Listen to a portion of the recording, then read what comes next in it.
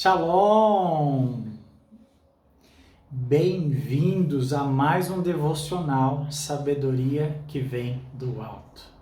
Glórias a Deus, você que está chegando aí, já vai compartilhando essa live, já vai subindo aí o coraçãozinho, seja intencional, que você possa, já pensar em pelo menos 5 pessoas para abençoar ela com esse conteúdo, que você possa compartilhar.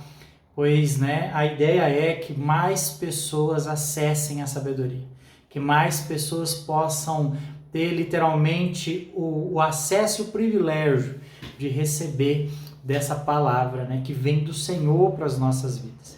Então, você que está chegando hoje aqui, todos os dias, às 12h30, nós estamos aqui no canal, na família Monte Sinai, nós estamos ao vivo no Instagram e posteriormente nós subimos então o vídeo dessa live no YouTube, também YouTube Família Monte Sinai, você pode acessar lá, fica a critério, mas que você possa ser literalmente conduzido pela palavra de Deus, Nossa intenção aqui é somar, sabe? Da gente poder estar juntos, de podermos literalmente crescer em sabedoria, crescer na presença de Deus e viver o que o Senhor está fazendo em nossas vidas.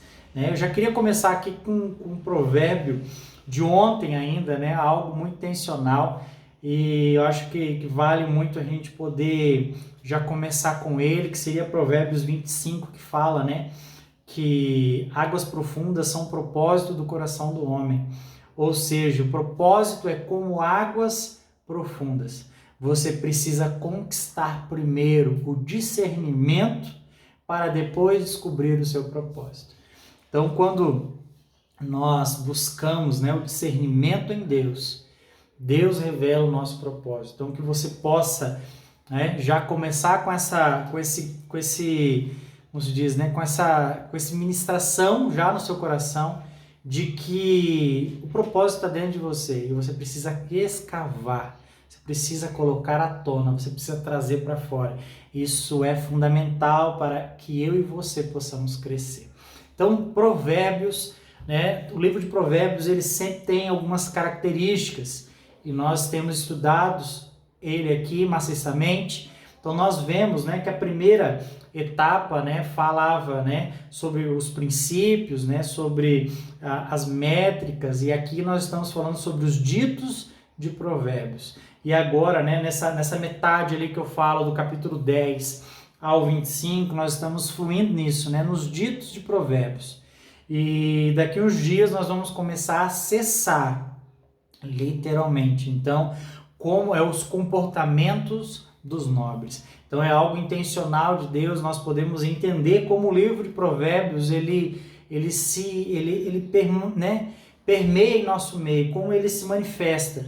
Então entender as divisões, entender que cada capítulo traz algo fundamental para a minha vida e que eu posso já aplicar isso de imediato. Então isso tem sido algo muito legal e nós temos aí, já tido alguns testemunhos sobre isso. Isso é literalmente encorajador para que a gente possa continuar buscando mais ainda e podendo literalmente ser abençoado por essa palavra que vem de Deus. Então hoje Provérbios 21, e eu já quero começar a ler com você alguns versículos. Diz assim: como ribeiros de águas é o coração do rei na mão do Senhor, para onde ele quer o inclina. Ou seja, o coração de um rei é conduzido pela mão de Deus. O coração de um rei, o coração de um governante, o coração de alguém que tem sabedoria, alguém que tem literalmente uma hierarquia sobre os outros,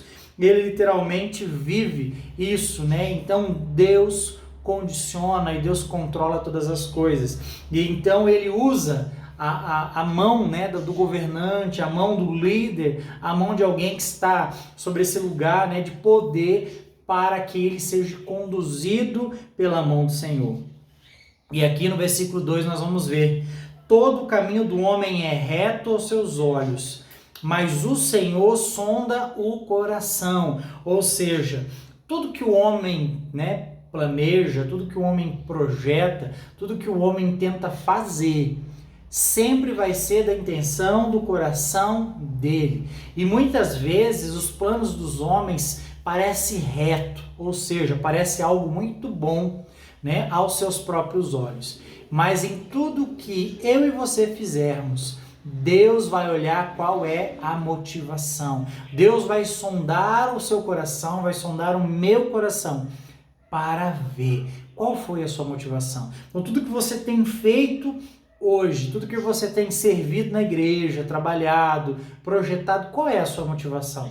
A sua motivação é única e exclusivamente para o seu bem-estar? Ou você tem projetado isso no coletivo? Como você tem trabalhado isso? Então Deus vai sondar o seu coração. Os planos, sim, você pode criá-los, você pode determinar, projetar carreira, tudo. Mas a sua motivação é Deus quem vai olhar e vai literalmente equilibrar e analisar se o que você tem feito tem sido algo de Deus mesmo, ou tem sido às vezes algo que a gente carrega, né, na nossa intencionalidade do meu eu, de viver uma vida mais individualista. Então que o Senhor possa te dar discernimento para que você possa sempre projetar, mas lembrando, tudo que fizermos nessa vida, Deus vai sondar qual foi a motivação, qual foi o interesse, qual foi o intuito e por que nós estamos fazendo. E quando nós olhamos isso, nós começamos a ver, capítulo 21, literalmente, ele já vem, né, permeando várias áreas das nossas vidas. Ou seja, então ele vai falar sobre a soberania de Deus. Ou seja, Deus pode liderar, né, o destino ou o rumo de governantes, de reis nessa terra, mas você também vai passar pela mão de Deus e vai entender que Deus é um Deus que controla todas as coisas. Então ele te dá a liberdade, mas você vai prestar conta. Então o Senhor é aquele que gera uma soberania sobre nós, os homens. Então o Senhor sempre vai estar trabalhando com isso. E quando nós continuarmos lendo, nós já vamos ver de cara que o julgamento, né, e a justiça de Deus são como ofertas agradáveis a Deus, ou seja, a minha justiça, o que eu faço, o meu julgamento, vai também louvar ao Senhor. Então que eu possa ser um homem prudente. Então vai falar também sobre a questão até da futilidade do ímpio, dos seus caminhos, uma vida doméstica, ou seja, dos relacionamentos dentro da casa, né, da sua vida íntima, em casal, em família. Vai falar da soberania, o poder, da força, ou seja, do seu trabalho, né, do que você pode trabalhar, o valor da vigilância, ou seja, o autocontrole do homem, o quanto isso é abençoador na sua vida, de você ter autocontrole. E também a recompensa do justo, ou seja, a recompensa daquele que busca a justiça de Deus, aquele que busca a soberania e a sabedoria de Deus, mas também vai falar do castigo do ímpio. Então, Provérbios 21 é literalmente carregado de informação. Então, eu queria muito que você pegasse aí sua caneta, né, papel, sua caderneta, sua Bíblia e anotasse para que você possa literalmente ser abençoado em conhecimento, para que isso seja uma aplicação na sua vida direta. Amém? Então vamos lá, versículo 3 de Provérbios diz assim: fazer justiça e julgar com retidão é mais aceitável do que oferecer-lhe sacrifício. Olha só o que Deus aqui está nos dizendo através da vida de Salomão. Ou seja, uma vida justa e você andar com retidão vai ser muito mais aceitável a Deus do que você ficar pedindo, como se diz, perdão ou fazendo sacrifícios. Ou seja, tenha uma vida íntegra, viva com integridade, viva sendo justo, viva porque Deus vai se agradar disso, do que aquela pessoa que fica toda hora pecando e pedindo perdão. Ou seja, sabe? Tenta, não, mas não, Deus vai perdoar. Não, Deus gosta de uma vida íntegra, que você se sacrifique para viver de um jeito que agrade a Deus. Porque o Senhor, ele não vai toda hora se agradar de sacrifícios. Ele quer uma vida íntegra. Ele não quer que você fique cultivando esse ambiente de toda hora só vai lá, pede perdão na hora da ceia e vive a vida de qualquer jeito. Não, ele quer que você se sacrifique, que você busque, que você creia e tente mudar sua vida todos os dias. Porque ele aceita isso. Ele se agrada muito mais disso, então que nós possamos ter isso como uma mentalidade e um projeto de vida, de vivermos isso. Pois obedecer é melhor do que sacrificar, sempre foi. E isso é o que Deus determina na sua palavra. Obedecer é melhor do que sacrificar. E anote isso do lado desse versículo, que isso é uma chave poderosa. Versículo 4 diz assim: o olhar altivo e coração orgulhoso revelam a vida de pecado dos ímpios. Os pensamentos do diligente tendem à abundância, tão certamente quanto a pressa leva à pobreza. Olha só que comparativo que Salomão está fazendo. Está falando literalmente aqui de um olhar altivo e um coração orgulhoso. Ou seja, o que você faz, o que você pensa, vai revelar a vida de pecado.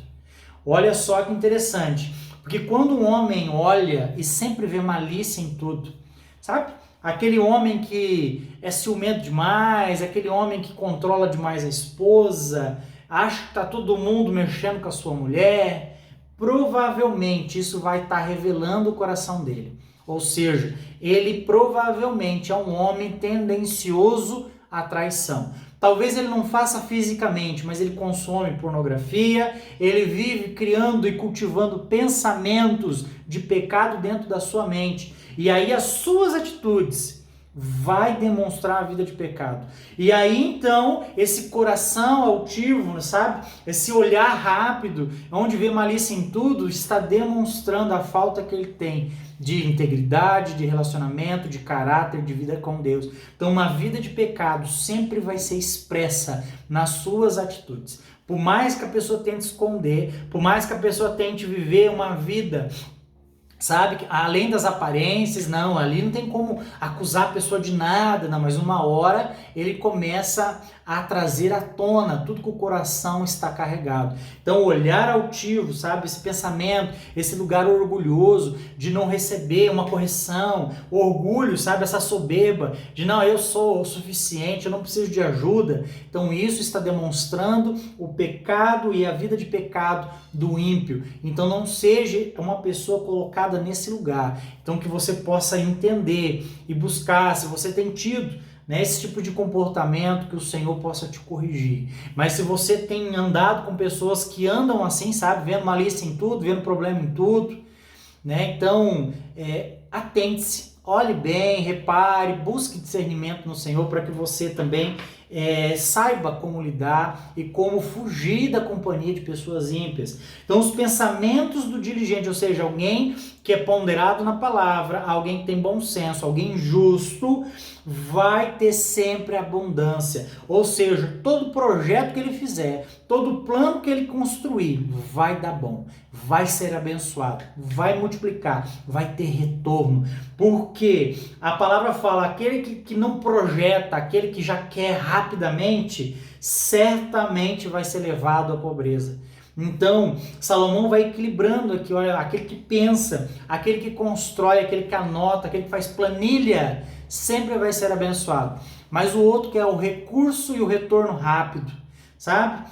Trabalhar menos e ganhar mais, na facilidade, na manha, né? No jeitinho brasileiro, esse está se apressando aí para a pobreza. Então Deus está dizendo, olha, você precisa trabalhar, você precisa ter projetos, você precisa ter sonhos, mas certamente se você tiver pressa em construir, em conquistar, você vai ser levado à pobreza.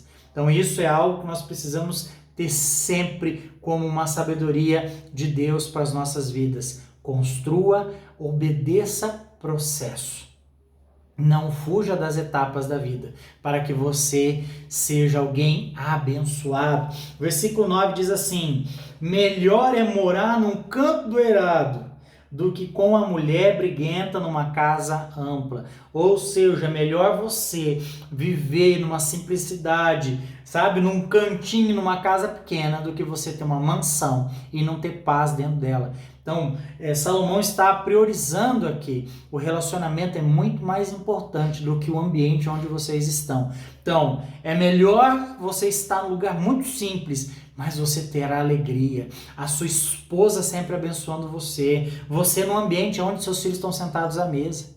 Sabe, não é sobre o muito, é sobre o que você tem diante de Deus. Deus te traz bênção e você dorme tranquilo, você tem senso de propósito, você tem senso de merecimento e você vive bem. Agora, se você pode, de certa maneira, ter uma casa grande, abençoada, próspera, mas você tem harmonia, glórias a Deus.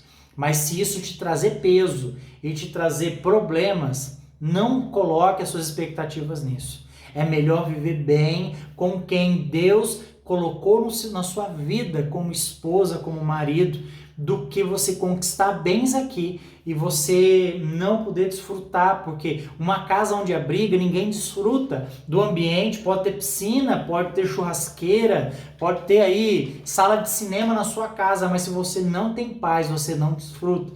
Então é muito melhor tá todo mundo aí em 5, 6 num sofá pequeno, agarrado, mas ser bênção no lugar, sabe? Uma TV pequena, mas ali vocês terem presença de Deus, um desfrute da casa, do que um ambiente grande, sem paz e sem alegria do Senhor. Versículo 11 diz assim: quando o zombador é castigado, o simples se torna sábio. Quando o sábio é instruído, recebe o conhecimento. Aqui é literalmente a chave do observar. Entenda uma coisa aqui, Salomão está dizendo duas coisas. Quando o zombador é castigado, ou seja, todo zombador vai ser castigado. Mas aquele que é simples ainda de conhecimento, está buscando, está começando a crescer, ele observa, porque o castigo do zombador vai ser sempre público. Ou vai ser numa maneira em que todos, ou você vai ver, você vai reparar. Só que aí você pega uma chave e fala: opa, se ele errou nisso, eu posso aprender e posso melhorar. Ou tiro, sabe, lições do erro do outro, não para apontar ou escarnecer, não é isso. É sobre você olhar e falar assim: se a pessoa caiu nisso, então eu posso tirar isso uma lição para minha vida e buscar não errar. Então Deus está falando, quando o zombador é castigado, o observar, Salomão observava muito, ele observava a natureza, ele observava as coisas, os relacionamentos. Então ele está dizendo assim: até o simples aprende, até a pessoa mais humilde começa a se tornar sábio, vendo alguém sendo castigado. Mas o sábio, quando é instruindo, ele prospera. Ele cresce, ele aumenta o seu conhecimento. Ou seja, ele nunca vai ter um conhecimento limitado. Eu já cheguei na ápice do meu conhecimento e não cabe mais. Não. Você não é um HD de 1 tera que encheu, acabou. Não, você sempre vai expandindo. A sua mente é um músculo, aliás. E você, né, o seu mindset, a sua questão de mente, de mentalidade, ela é por ser uma musculatura. Quanto mais você treina a sua mente, mais você expande. Então ela pode começar a guardar e memorizar mais coisas para que você seja abençoado. Por isso você ler a Bíblia mais, por isso você meditar sobre a palavra, isso vai fazer a sua mente expandir e você cada vez mais vai ter conhecimento. Então, mentalize isso, observe o outro para que você seja abençoado. Versículo 13 diz assim: o que tapa o seu ouvido ao clamor do pobre, também clamará e não será ouvido. Olha só, aqui Deus falando sobre a avareza. Literalmente, Deus falando sobre negligência e avareza. Ou seja, se você ouve o clamor de alguém, você tem condição de ajudar, você um dia vai estar no lugar também clamando por ajuda. Porque é como se fosse a lei do retorno. Aonde você não estende a mão para alguém, você também um momento vai precisar de ajuda e as pessoas vão voltar as costas para você. Então que você possa entender que se você pode ajudar, ajude. Você está bem financeiramente? Contribua, ajude. Eu não tenho muito recurso, mas se você pode indicar a pessoa para trabalhar, se você pode, né?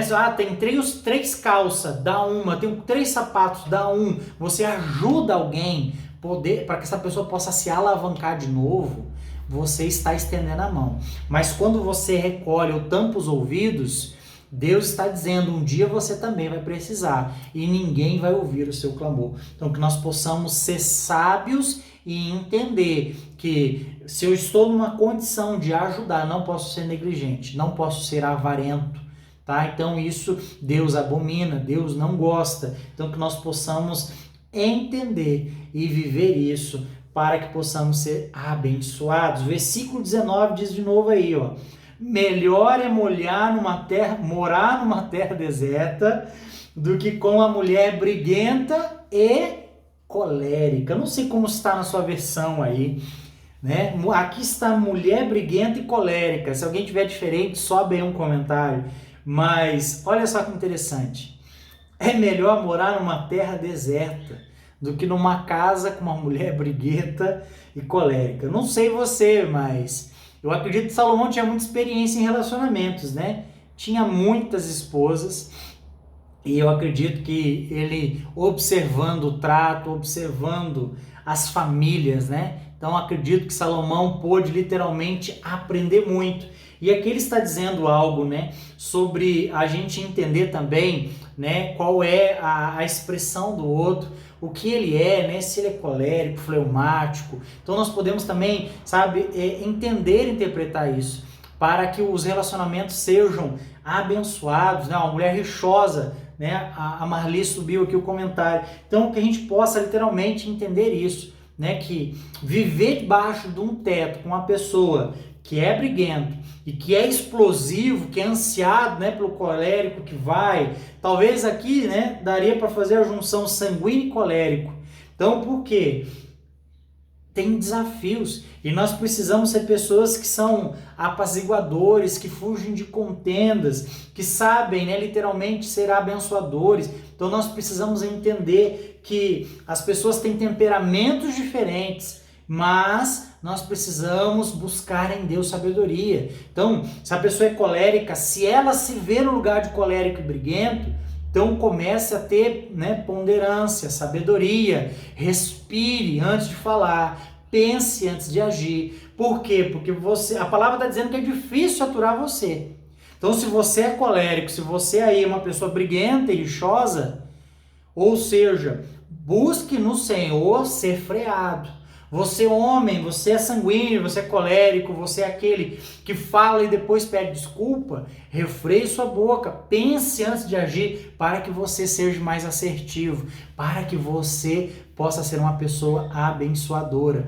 Então, terra deserta é igual a nada que frutifica. Então nós precisamos, né, entender isso, que, né, é melhor viver num lugar frutífero do que numa terra deserta, porque Salomão está dizendo, olha só, uma terra deserta onde não tem fruta, onde não tem nada, porque se você está num lugar próspero, mas com a pessoa que está puxando para o lado errado, vocês nunca vão conquistar nada, porque, né, o jugo desigual, ele não consegue caminhar junto. Então nós precisamos sempre buscar o equilíbrio nos relacionamentos. Então nós precisamos sempre buscar a sabedoria de Deus para equilibrar os nossos relacionamentos. Versículo 22.